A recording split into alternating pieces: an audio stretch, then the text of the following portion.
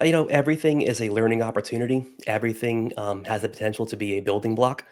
I think when people toss stones, you can build a house out of it if you work hard enough.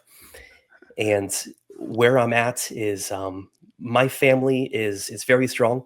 We talk about everything openly and honestly. We don't hide things from each other. It's a very open communication, platform in our household.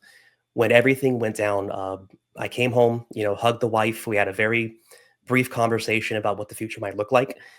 They were talking potentially a 20-year sentence when it initially came out. This is what they were discussing.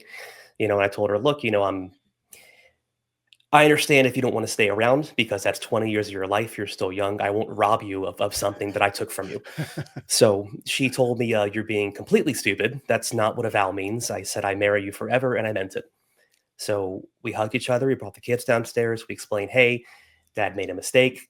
There's going to be some repercussions for this. And no matter what happens, dad loves you, mom loves you, and we're going to make it work. But there was that underlying fear of not being able to teach my kids how to drive cars. The underlying fear of not being at their weddings or there for the birth of my first grandson or granddaughter. And that was difficult to deal with. But I look at where I am now and I'm thankful every day because I am not in prison for 3 years. And I got a lot of flack from a lot of other J6ers because I did take a plea deal. And what I tried to explain to them is you can't help your family and you can't help your cause from behind a prison cell. You can't do that. You can't do it from behind bars. People will give you hurrah hurrahs, like, oh, they stood up and they didn't take those charges. But what good can you do when you're behind bars? You will be forgotten about, and the news cycles on a 2 week spin. They will forget your name.